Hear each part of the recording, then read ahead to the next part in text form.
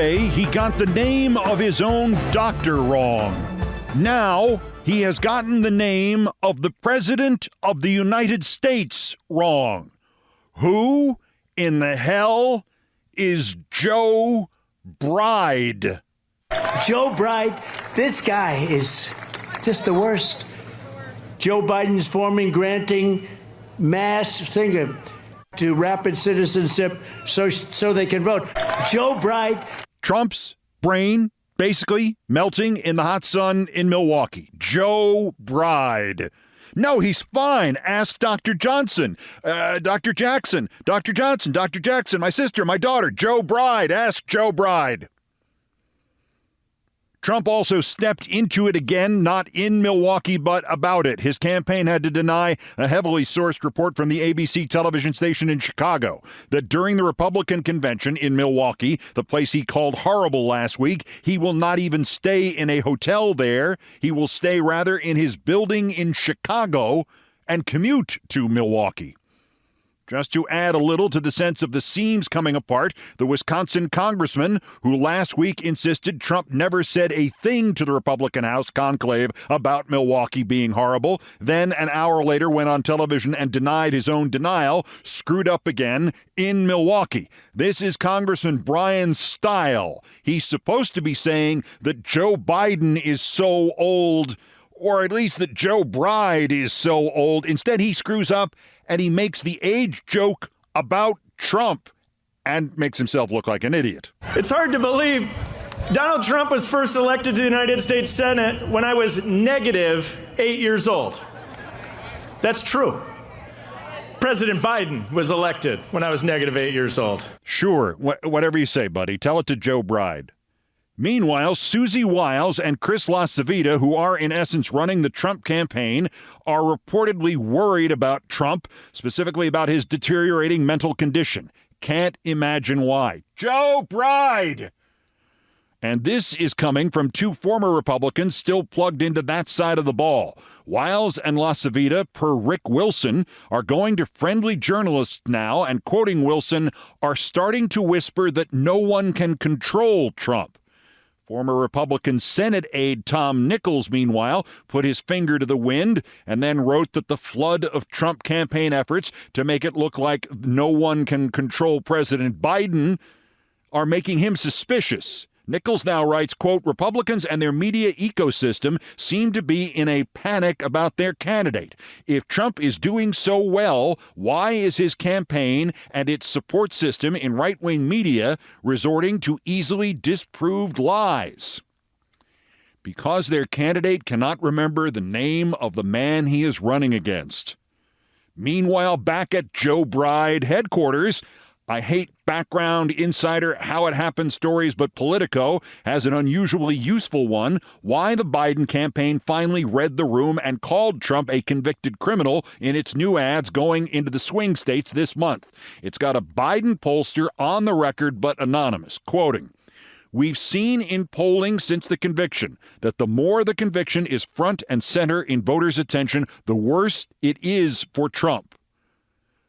The pollster said their research concluded that Trump's conviction could effectively be used in a broader depiction of Trump as being self-centered and unwilling to take responsibility for his actions.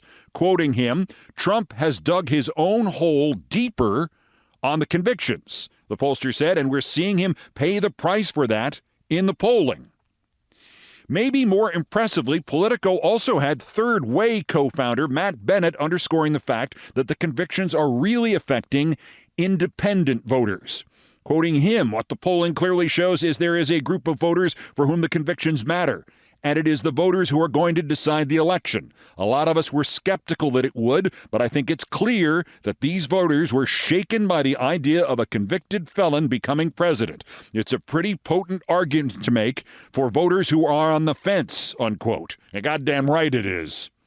At the other end of the journalism scale, though, the Biden is going to be replaced plot, maybe he's going to be replaced by Joe Bride, the Biden is going to be replaced plot is ramping up again, and here's a shock. 3 names still pushing the thing are Mark Penn, Joe Klein, and Kathleen Parker.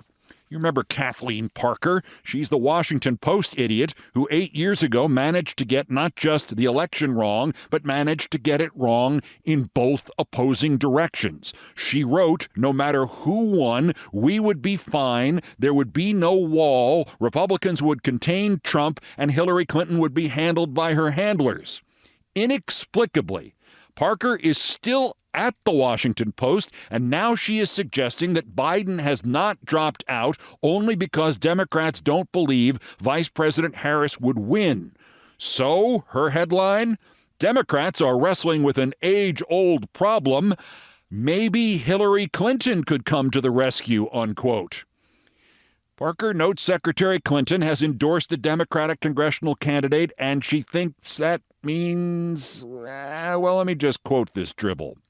The question is, why now? Why would she suddenly get involved in a congressional race? We're left to speculate about motive, but the effect of Clinton inserting herself into the news cycle is to remind voters that, but for her defeat in 2016, we wouldn't be stuck in this old white men dilemma.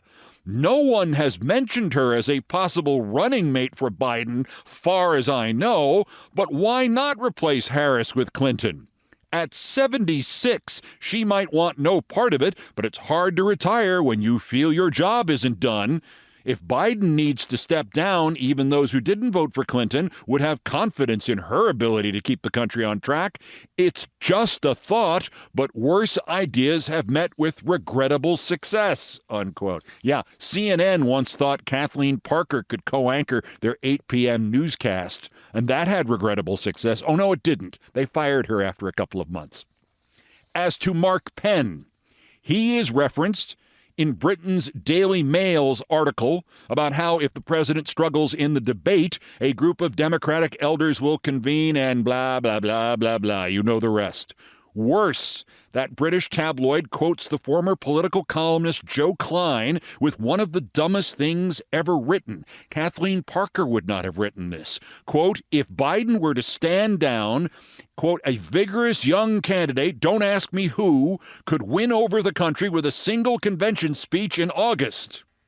In Klein's scenario, the Democratic Party savior would deliver an Obama-esque inspirational speech akin to Barack's famous 2004 Democratic Convention address that would quickly bring together disaffected Democrats and moderate independents, unquote.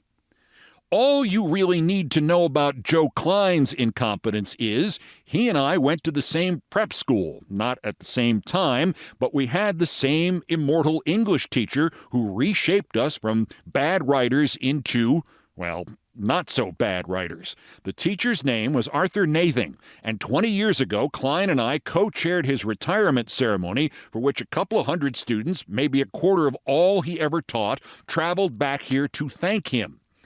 This is the all you really need to know about Klein part. Klein emphasized at that event that Mr. Nathing had taught him the essence of good writing, namely that you must write as if your name were in bold print at the end of every page, every paragraph, perhaps every sentence. Joe Klein was, of course, the man who wrote the novelized version of the Bill Clinton campaign, Primary Colors. What you may not know about that is that Klein, molded by Arthur Nathing to remember that his words carried his very identity, originally published his book Primary Colors anonymously.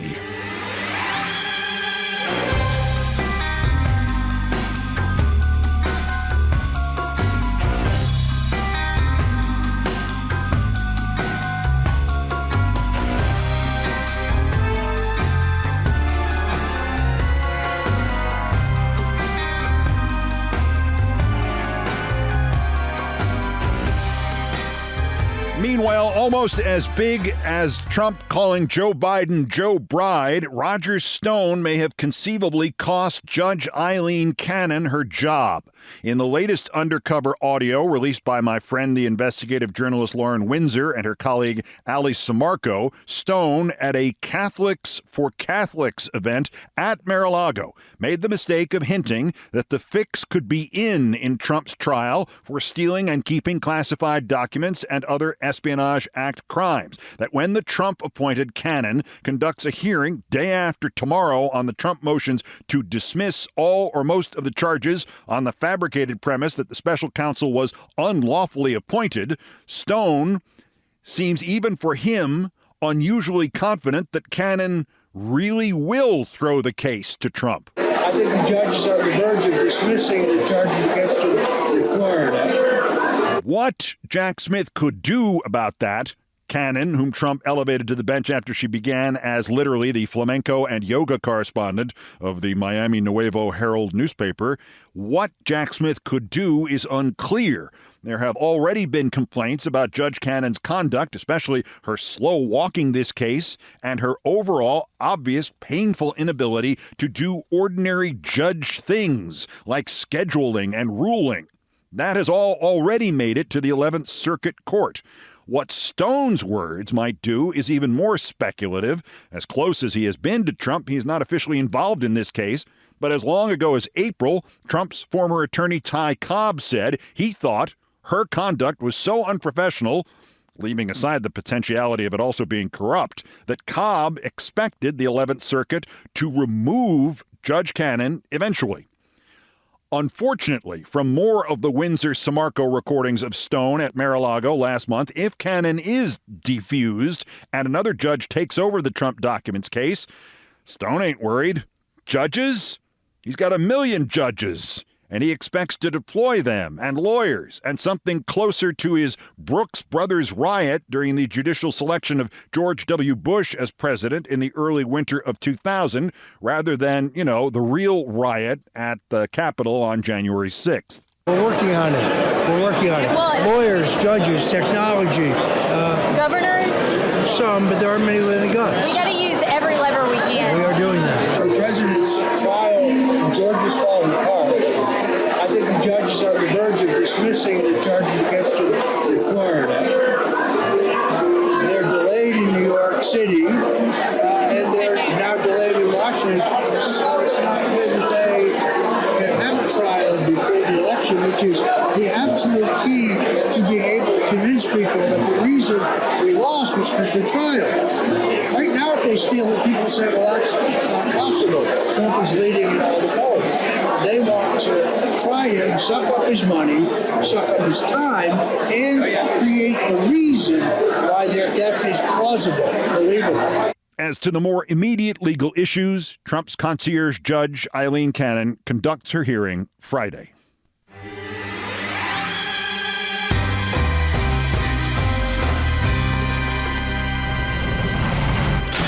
Meanwhile, if you're wondering how many end-of-the-world planks they can fit into the Republican platform, here's another one. The Heritage Foundation, the puppeteers behind Project 2025, and thus the puppeteers behind a Trump dictatorship, have posted yet another "you have to keep working until you're dead" piece. Quoting, "To restore Social Security's intent, policymakers should gradually increase the normal retirement age from 67 to 69 or 70, moving the age up by 1 or 2 months per year, and index it to life expectancy." How do you not make that into a Biden ad? I'm Joe Bride, and I approve this message. Because the Republicans want you to work till you die. A Steve Bannon update. It is now reported that when his 4-month jail term starts on July 1st, it will not be at some club fed, but rather at the Federal Correction Facility at Danbury, Connecticut, which, among other unpleasant realities, is halfway between New York City and ESPN World Headquarters. Also, Bannon would be in jail while he goes on trial here as part of that Build the Wall financial scam. That would be in September. And if he thinks Danbury is fun, the expectation is that when court is not in session in New York, they would keep him at the Rikers Island jail. I mean, Rikers Island. This is a jail. I have been there, not as an inmate, but I have been there. They have sent prisoners to Rikers and lost them. I don't mean they died. I don't mean they escaped. I mean they get sent there and bureaucratically they get lost.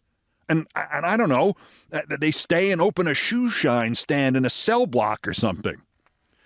Two other notes. The Trump Family Daily Self-Unawareness Award actually does not go to elderly offender Trump, even for Joe Bride, but to his son, Idiot Jr. Donald II tweeted a photo of CNN's anchor Jim Acosta and wrote, LOL, looks like CNN fake news loser Acosta got an embarrassingly bad hair dye job. Leaving his father's hair dye job out of it, talk about embarrassingly bad hair dye job? Remember that among the other living hells of his life, Don Jr. is the guy who on some kind of regular basis mounts that gargoyle Kimberly Guilfoyle, who at age 55 is trying to look 35 and who now has so much makeup and so much hair dye that she looks like Betty Davis in the movie Whatever Happened to Baby Jane.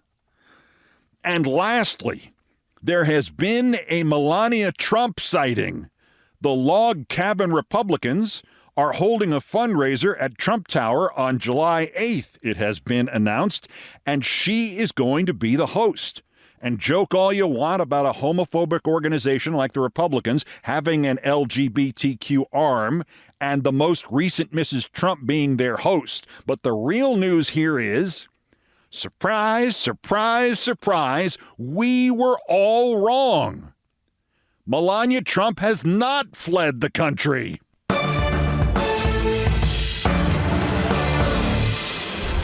Speaking of unexpected sightings and fleeing, Jeff Bezos has actually said something about the fact that the guys he hired imploded his Washington Post without first evacuating the staff or the paper's reputation.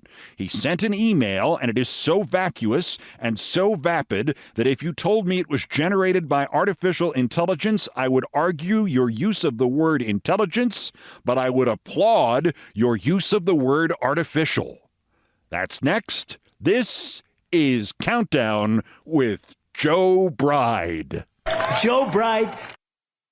Willie Mays died yesterday. Willie Mays was baseball's greatest living player, the best defensive athlete I have ever seen, and the author of the most celebrated defensive play in baseball history, maybe in sports history. And with timing that defies belief, Willie Mays died at the age of 93, 2 days before his San Francisco Giants and the St. Louis Cardinals are to play a salute to the Negro Leagues, the leagues in which he began his career. At the oldest ballpark in America, Rickwood Field, where his Birmingham Black Barons played. I saw Willie Mays play several times. I saw him play once in Montreal. Saw him in New York a lot. Saw him in his last 2 years with the Mets. He spoke at my high school right after his retirement. And he was simply one of those athletes who seemed to be seeing and experiencing the world a few seconds before the rest of us. The old cliche applied. Where the ball is going to be, not where it is, that's where you will find Willie Mays. And I remember him playing one game in his 23-season National League career, a career played entirely in a different world than ours. He played it not in his customary center field for the San Francisco Giants, but he played it in right field because they wanted to give Willie a little bit of a break since he was playing with a strained groin muscle. And yet, for all his greatness and his longevity, my thoughts flashed back, as they inevitably do, to the person. He was singular, different, funny, unusual, and even at the somber news of his passing, my thoughts flashed back to the fact that it was Willie Mays who was on the other end of the damnedest interview I ever did. This was at my first job for my radio network at UPI when, God help me, Willie Mays was 16 years younger than I am now. And like I wasn't scared enough to be on the phone with Willie Mays, he started the interview by doing a bit which, if I had done that bit, they would have fired me. The other thing I think of is an amazing injustice that befell Willie Mays that nobody talks about and nobody registers anymore. Okay, the first part. So it's a Saturday afternoon, October 27th, 1979, just 43 and a half years ago, and Willie Mays has just been banned from baseball because word has gotten out that he has signed a contract to do promotional events for a casino in Atlantic City, and there is a news conference coming up in 2 days on Monday. Now, try explaining this whole concept to any current sports fan. Any current sports fan now used to seeing retired players on TV telling them how to bet and who to bet on, or the sportscasters doing the games, giving you the latest odds and how they have changed since the last period or inning started. Plus, this was like 3 months after Willie Mays was inducted into the Baseball Hall of Fame. 3 months after the celebration of this brilliant career, and now they've banned him for life for something that today the commissioner would have sent him a note of congratulations, to say nothing of a large paycheck. And nobody has done an interview with Willie Mays yet because he has been traveling. And my phone rings in my little cubbyhole at the United Press International radio network that I've only been working at since August. 3 months. That's how long my full-time broadcasting career has been to this point. And on the phone is maybe the top baseball reporter of the second half of the 20th century. Keith, it's Milt Richmond. This man once reported in July 1955 that if the Milwaukee Braves did not start winning, that they would fire their manager exactly 1 year later. And they didn't start winning, and exactly 1 year later, to the day, they fired their manager. Keith, write this phone number down. It's Willie Mays. Milt never got excited about anything. He talked like this all the time. Willie Mays is expecting your call for an interview about this banishment story. And I squeaked, yes, sir. And I went into one of our recording studios and I dialed Willie Mays' phone number. And I will not recreate the voice that I heard answer Willie Mays' phone. Because while doing this voice was once considered to be a staple of American humor, even American humor written or performed by liberals, I mean, James Thurber's short stories are full of this voice. The voice is wildly racist. It is racist enough that if today you heard an African-American man do it, even Willie Mays, you'd probably say, no, still racist. Don't do it, Willie. Was a voice similar to the actress Hattie McDaniel, who won the Academy Award in 1939 for Gone with the Wind. She was a world-class blues singer, a top patriotic fundraiser during World War II, and she played maids, housekeepers, in maybe 200 films. She also played one on a famous radio show and was paid so little that while she was performing her role of the pretend maid, she had to keep working as a real maid. Okay, so I'm 20 years old and I have to interview Willie Mays about him getting banned from baseball, which is crazy enough. And I call and the phone is answered and a gravelly but feminine voice that sounded exactly like Hattie McDaniel says, "Hello, Mr. Mays' residence." And I'm a little thrown, but I power through it somehow and I explain who I am. And she says, and I say where I'm calling from. And she says, and I say, Milt Richmond said Mr. Mays was expecting my call. And she interrupts and goes, "This is Willie." The Hattie McDaniel impersonation was being done by Willie Mays. Now, I do not have this on tape. Silly me. When my bosses said, "You may not start recording before you get express permission from the interviewee to start recording," I believed them and I lived by that rule. Anybody else would have a tape of this phone being answered and the Hattie McDaniel impression done by Willie Mays, because the first thing you do is record so you don't have to remember to record, because otherwise you'll forget to record. But I'm afraid you are going to have to take my word for this, because why would I make this up? October 27th, 1979. And I still haven't recovered. Mr. Mays' residence. Happy 92nd birthday, Willie Mays. Now, The injustice that Willie Mays suffered that nobody talks about. In fact, I've never heard him talk about it. This is something else that no fan believes today. The United States military used to draft Major League Baseball players and NFL players and NBA players and send them into the service in the middle of their seasons, in the primes of their careers, even if there was no war in progress.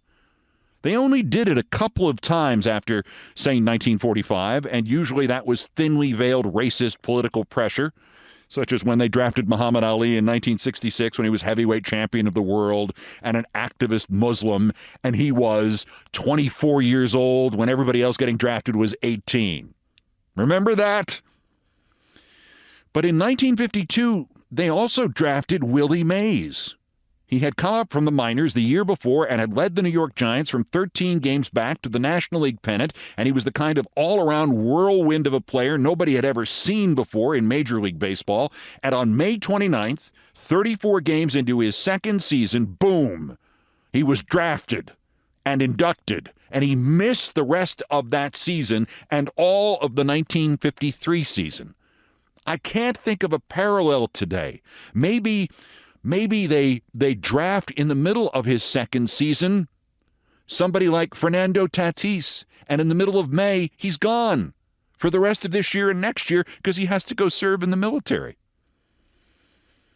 Now, they didn't draft Mickey Mantle, who also broke in New York in 1951 the way Mays did, and to be fair, Mickey Mantle had about 400 medical problems that would have kept anybody out of the military, and it was all legit. But they also didn't draft the 1951 American League Rookie of the Year winner, Gil McDougald of the Yankees, who was a white guy, or Walt Dropo, who was the Rookie of the Year in 1950, or Roy Siebers, who was the Rookie of the Year in 1949, or you get the point here.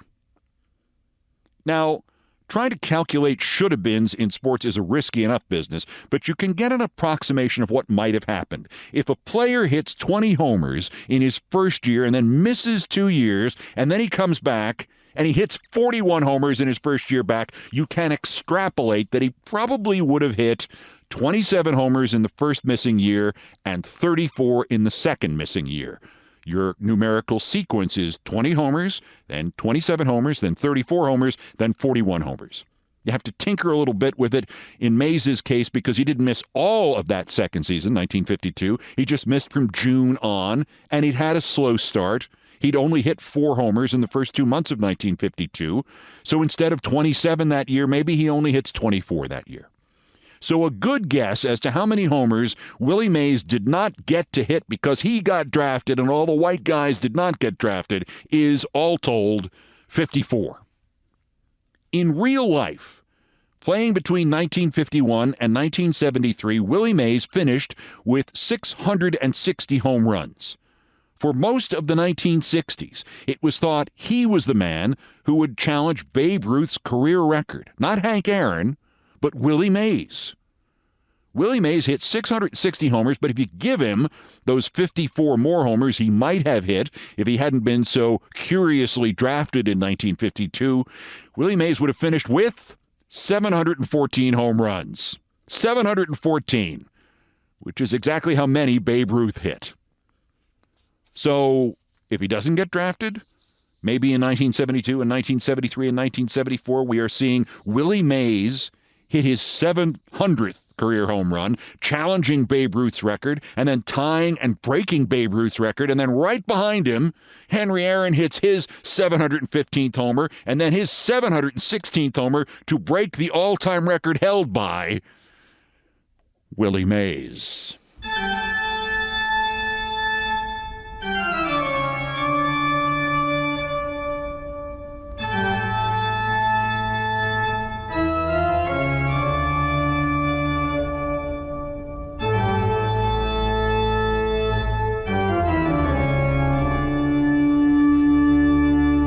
Still ahead of us on this edition of Countdown, Jeff Bezos is in the news, as you will hear in a moment. And if Jeff Bezos is in the news, then his fiancée Lauren Sanchez is in the news.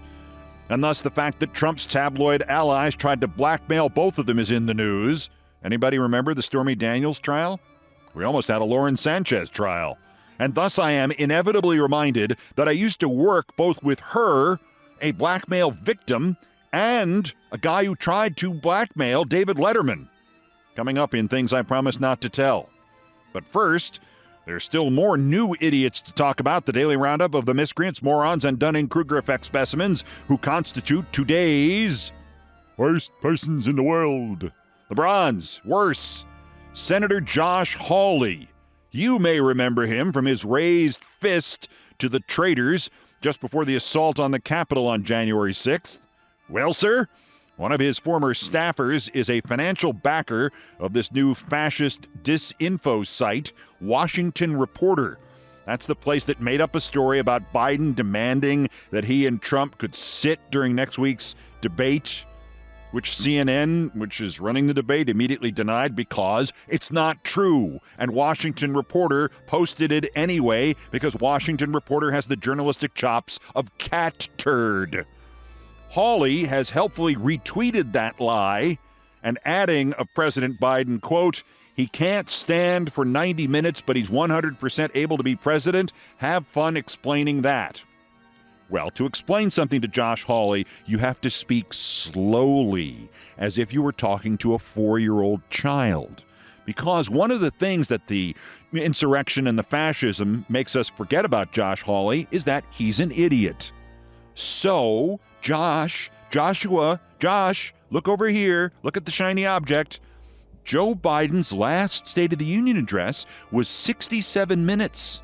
And he stood up through the whole thing, and he was the only one talking. The one the year before was 73 minutes. Also, we're really going to talk about standing and movement in government-type things, Mr. Hawley? When the only thing you will be remembered for when you're dead will be that image of you running for your life from the same insurrectionists you had just saluted during the coup attempt, running through the Capitol, and creating that freeze frame, forming with near-perfect accuracy with your own body, a swastika. You can't stand for 90 minutes. You can't run and look like a swastika at the same time. I'll give Biden credit for that. Hawley can. The runners-up, worser, the BBC. The BBC has an email newsletter of its job postings, and the demon of the 21st century, spell check, has turned the latest edition of its email job newsletter into a disaster. No, not the one at the top there, the opportunity to become the assistant producer in charge of sliced bread. That's not a typo, nor is it a toast-related assignment. There's actually a show called Sliced Bread. This is the one at the bottom of this email, which is looking for an assistant producer of classical music for BBC Audio North. They note the job as part of the BBC's, quote, Extend program for disabled people, unquote, and then comes the shocker, quote, to apply, you should identify as dead, disabled, or neurodivergent. I identify as dead. That's diverse hiring. It would also explain a lot of the executives I've worked for, especially at NBC. Oh, they were dead? On a regular basis, a daily basis, or intermittently, or what? Oh, okay, I get it. The typo is not hard to unravel. It's supposed to read, quote, to apply, you should identify as deaf, disabled, or neurodivergent. Although if they're hiring dead people, but our winner, speaking of which, the worst, Jeff Bezos, the owner of the Washington Post, depicted in the gossip pages this week on vacation in Greece with his carefully reconstructed fiancée, my former Fox Sports colleague Lauren Sanchez. More about them coming up, but this about Bezos, who has apparently been informed while on vacation that his, as they call corporate newspapers and newsletters, his little house organ is burning to the ground. The new publisher of the Washington Post tried to bury a story in that paper about his past violations of every known journalistic principle while he worked in England. He attacked another reporter at NPR who uncovered it. He's brought in ex-Murdoch people to run the paper, and if democracy dies in darkness, this publisher, Will Lewis, has just turned off all the lights in the newsroom. The staff is in revolt, the readers have fled, and Mr. Bezos has now decided to send his employees an email of reassurance And a typo like the BBC's dead for deaf, that would have been an improvement on this. Quote, subject, quality journalism. Team, I know you've already heard this from Will, but I wanted to also weigh in directly. The journalistic standards and ethics at the Post will not change. To be sure, it can't be business as usual at the Post. The world is evolving rapidly, and we do need to change as a business. With your support, we'll do that and lead this great institution into the future. But as the newsroom leaders who've been shaping and guiding our coverage, you also know our standards at the Post have always been very high. That can't change, and it won't. You have my full commitment on maintaining the quality, ethics, and standards we all believe in. A huge thank you for continuing to do the work that makes us all proud and makes this institution so important. Jeff. Wow. The latest estimate of Jeff Bezos' worth is $201 million. Yet he could not hire somebody to write something better than that piece of crap. Something with at least some indication that he has an idea of what the problem is at the Washington Post. There are only 4 names in that entire email. One is Will, the publisher who Bezos is going to have to get rid of, and the other 3 are, quote, the Post. You could change just a few words in there and tighten it up a little bit, and Bezos could repurpose that email as the fortune in a fortune cookie. I mean, how many platitudes can you fit into one paragraph? Post will not change, business as usual, evolving rapidly, change as a business, lead this great institution, standards Post, can't change, you have my full commitment, make us all proud. He's got everything in there except push the envelope, value added, failure is not an option, to whom it may concern, employees must wash hands, and let them eat cake. Jeff, P.S. Sanchez says hi, Bezos, emailing it in, and today's worst person in the world!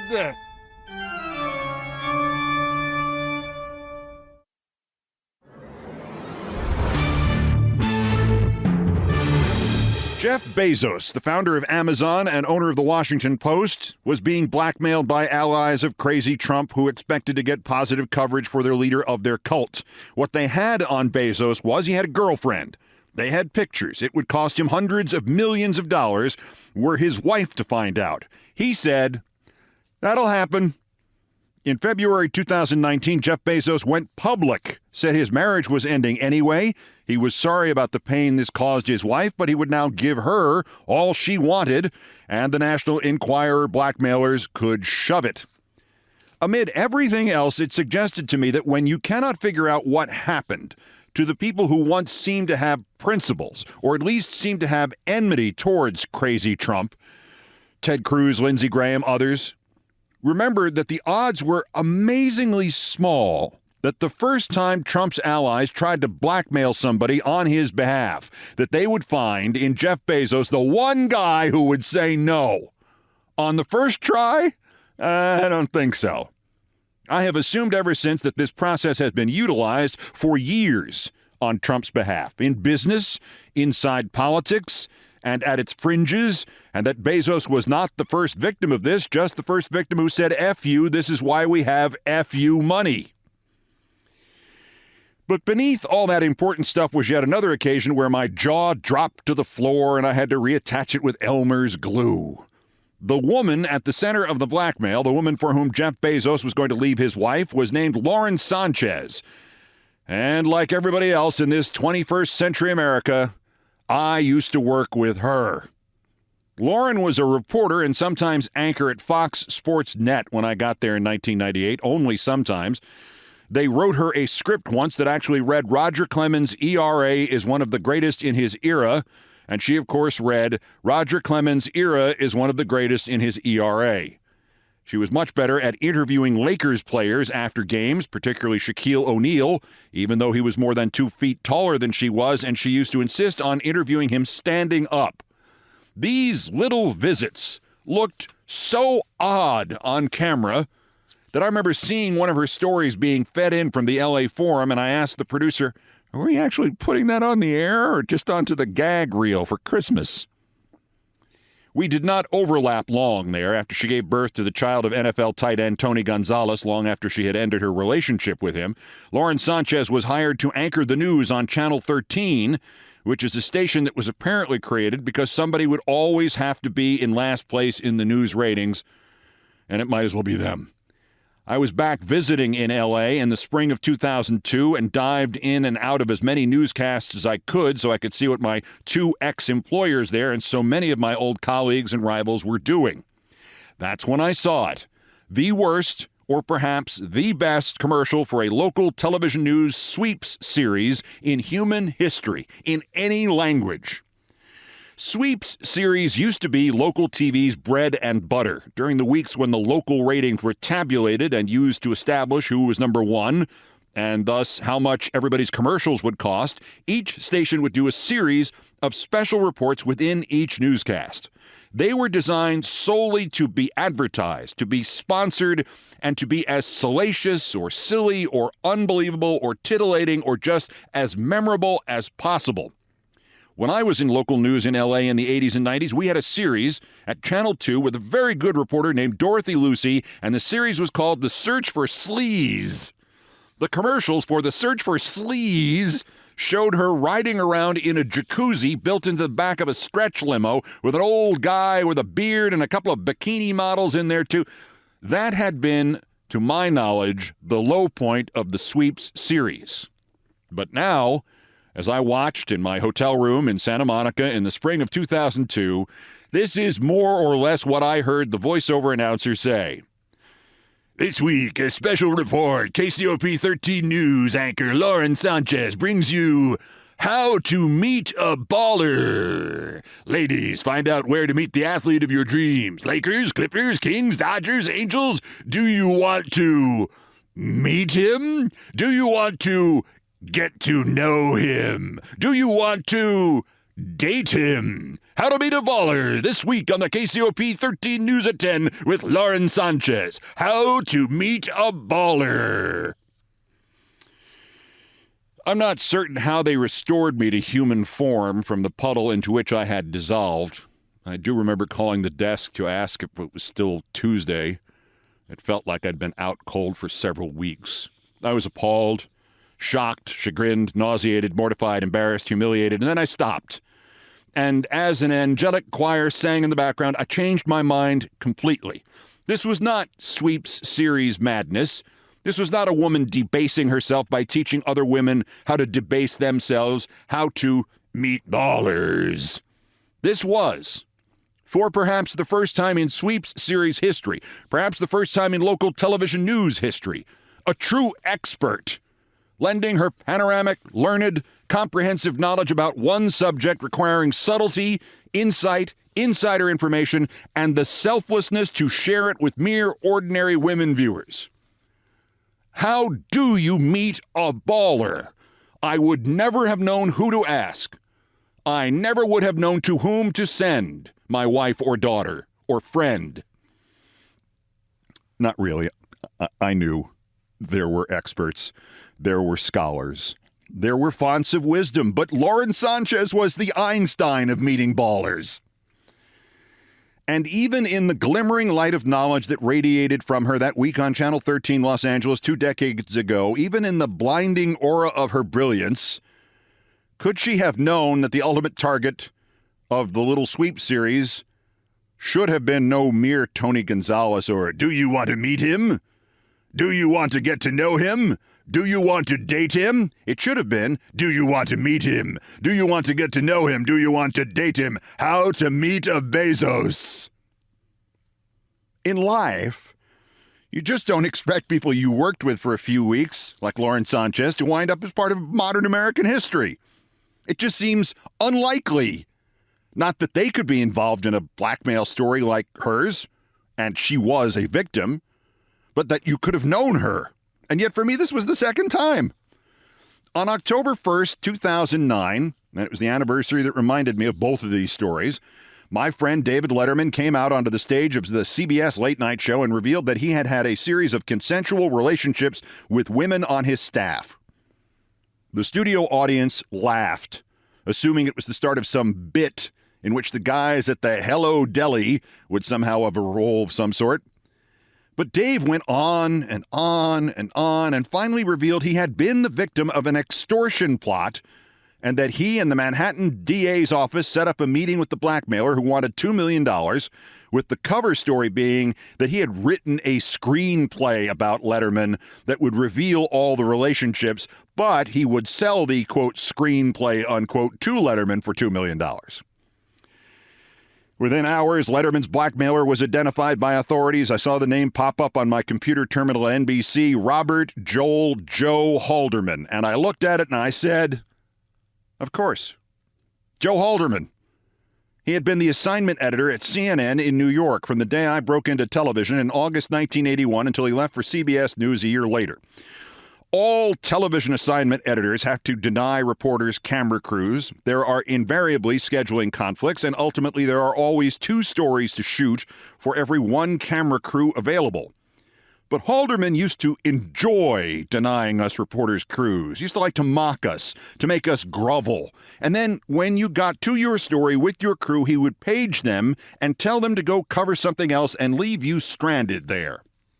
And personally, he had absolutely no redeeming qualities. If you could travel back in time to the 22 or 23-year-old me and explain who David Letterman would be and what his fame would be like and how I'd be a guest on his show one night when a presidential candidate canceled at the last minute and how somebody I already knew and had worked with at age 22 or 23 would try to blackmail him over staffers he'd slept with, and I would have interrupted you by that point and said matter-of-factly, "Oh, it's Joe Halderman, right? Of course, Halderman, total creep. You say he blackmails this letterbox guy?" Frankly, 40-year-old me probably could have figured out the whole Lauren Sanchez thing for some time-traveling quizmaster as well. Although I will make no comparison between Joe Halderman and Lauren Sanchez. Lauren was very pleasant. And there is a lesson in that for you. It's not just nostalgia. It's not a brush with greatness, to use a Letterman-esque term. Wherever you are in life or in your career, you may have yet to meet them, or you may have already met them. But this I know to be true. You have your own Lauren Sanchez and your own Joe Halderman already or already in the past. And whatever your first impressions about them were or are or will be, you're damned right they are. And also keep in mind that thought I mentioned that I had about Bezos and the blackmail. Do you really think he could have been the first one they tried to blackmail into supporting Trump, and the first one turned them down and went public? I don't think so.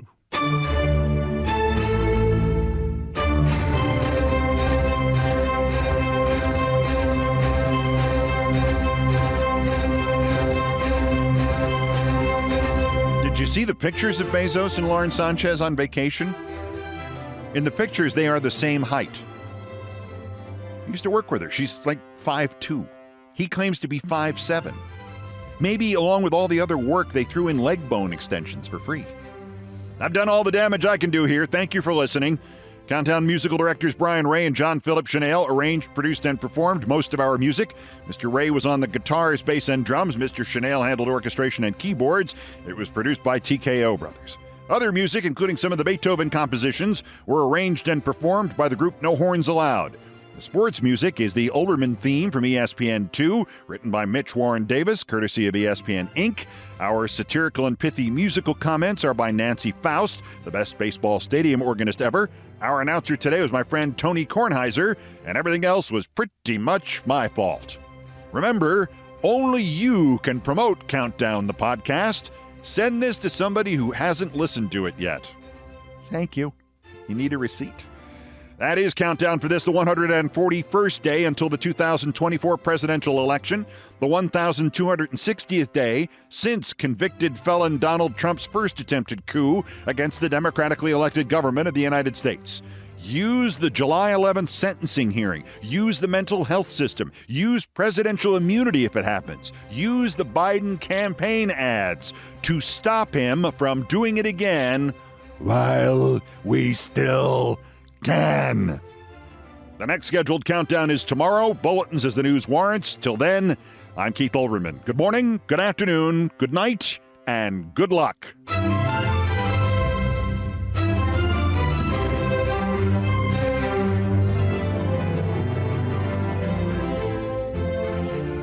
Joe Bride